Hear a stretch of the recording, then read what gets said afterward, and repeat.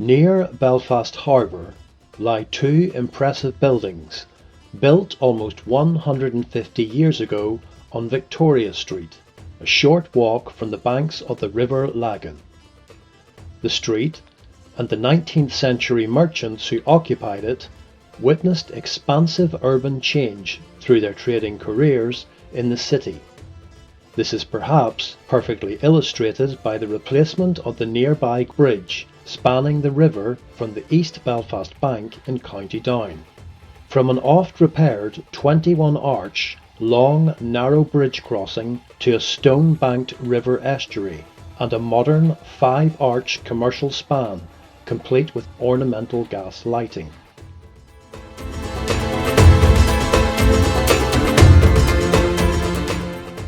Belfast City's growth in previous centuries is most often associated with its great shipyards at the harbour, still active today.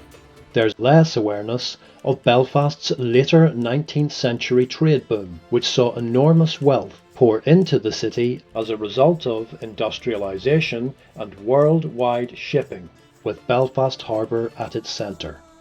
On any one day, the bristling masts of hundreds of ships could be seen lining the docks, warehouses crammed with commodity goods and raw materials, creating a wealthy industrialist and merchant class, whose names and legacy still reach into contemporary Belfast life today.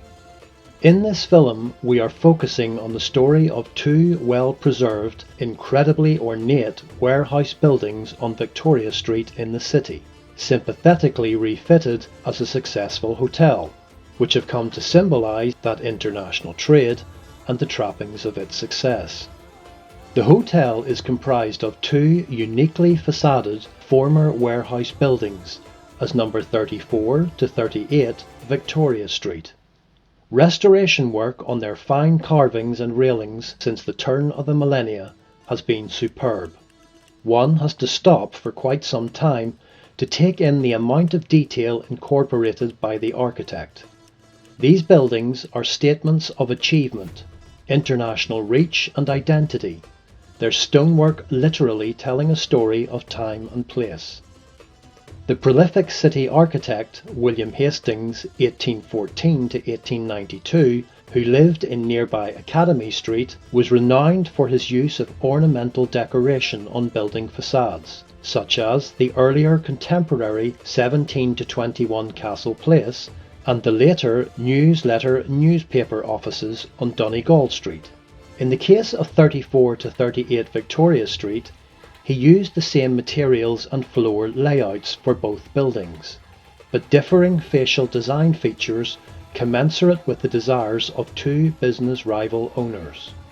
The unique stone-carved illustrations and busts were provided by sculptor Thomas Fitzpatrick, whose work can also be seen at the Custom House, constructed 1854 to 1857, a grandiose Italianate building facing the River Lagan Weir.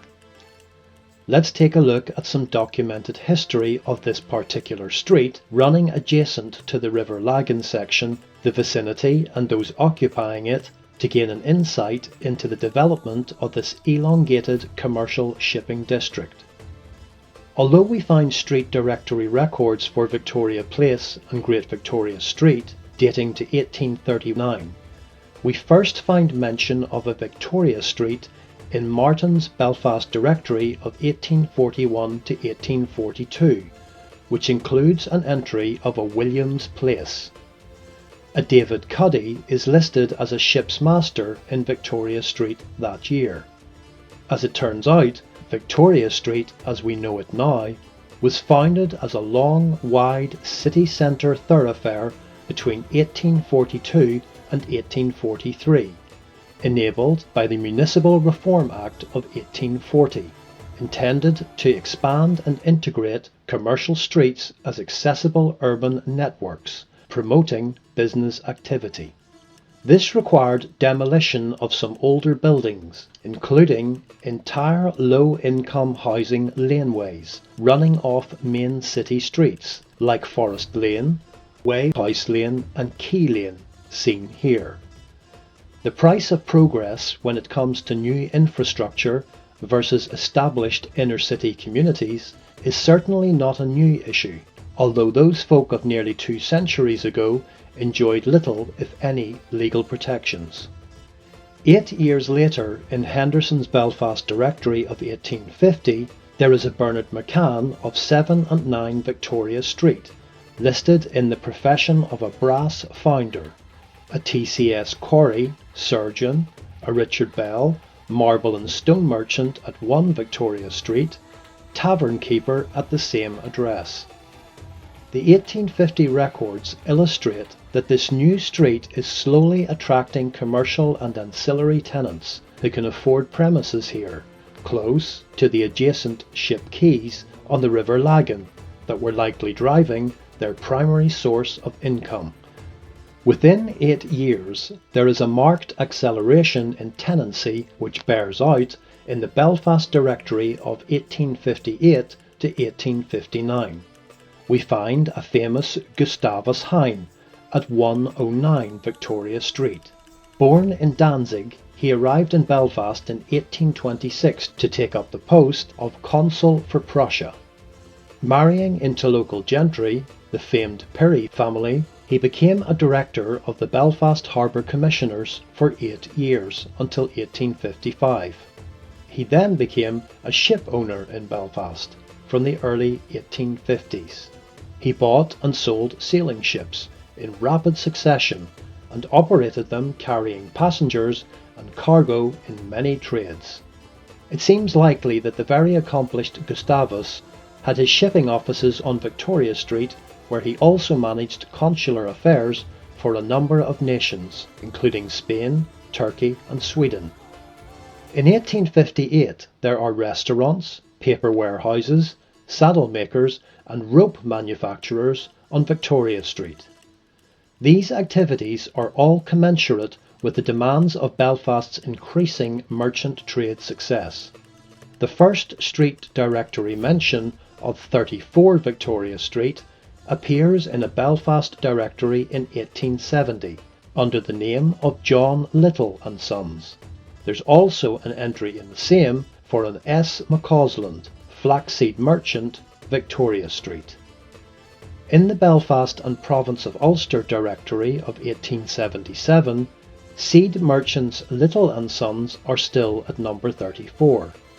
We also see seed merchants Lucas Creeth at number 91, Charles Dewar at number 64, William Mullen at number 81, and importantly for our story, a Samuel McCausland at numbers 36 and 38. It looks like the Belfast seed export business is becoming very successful, the trade being sufficient to dominate Victoria Street's tenancy. This conclusion is borne out in the construction of a corn exchange on Victoria Street, completed in sandstone ornamental facade in 1851. The building is still in existence today as offices. In 1877, the beautifully facaded merchant warehouses we admire today at 34 to 38 Victoria Street, Belfast, are occupied by 2 merchants, Mr. Little and Mr. McCausland, trading not only in seed but a number of different commodities. McCausland is also a ship owner, likely reducing his costs but also bringing in new carriage business. The street itself is a hive of commercial activity, based primarily on trade links to the continents and all the ancillary professions supporting and relying on a burgeoning import-export trade. For example, R&W Baxter, ships brokers at number 4, or W. Clark & Son, tobacco makers at number 53. S. Andrews, tea merchant at number 87, grocers Brown Corbett and Company at number 30. During this later 19th century period, Belfast was the fastest growing city in the British Isles. Indeed, it is described in an 1886 government map as the chief manufacturing city of Ireland. In the 1907 newspaper reference book of Canada, we find an apprentice of Little & Sons at their Victoria Street premises, who served 6 years 1872 to 1878 with the firm before eventually emigrating to Canada, becoming a successful merchant and town Lord Mayor for 3 years running. A later record here shows that McCauslins were still seed merchants at their original Victoria Street address in 1917, approaching the end of the First World War. In All About Tea, 1935, by William H. Euchers, it appears that the family business of John Little and Sons are a leading wholesale tea merchant in Ireland. An earlier street record perusal shows that both Little and McCausland had been in the merchant business for many years before finally erecting the opulent warehouse premises we see today. These are statements of success. They're finely carved, often exotic, illustrations boasting the far-reaching origins of their trade links. In this 1858 record, we can see that they were both occupying smaller warehouse premises on nearby North Street, which is likely where the bulk of their great success developed. North Street dates to at least 1650, named after a gate at the north end of the then defensively enclosed city. Samuel Osborne McCausland, 1800 to 1895, founded the firm of Samuel McCausland Limited in 1825. He grew up at Streve Hill, a landed country house at Limavady in the north of Ulster, built by Connolly McCausland in 1730. The Belfast Directory of 1831 to 32 finds Samuel at 26 North Street, Belfast. In the same year as his eventual 1868 Victoria Street masterpiece was erected, Samuel was also made Lord Mayor of Belfast. John Little, 1815 to 1871, was a native of Garva, also in the north of Ulster, and founded his North Street business 10 years later, in 1835. Though John passed away within just 3 years of his Victoria Street warehouse completion, his 2 sons continued to run the business successfully from this address. As a merchant, John had developed machinery for drying ryegrass seeds for export. This made them lighter and more durable in transportation and storage, and importantly, much easier to spread when sowing. That effectively created a unique and highly profitable seed market niche. Like McCausland, Little was also heavily involved in Belfast's civic life.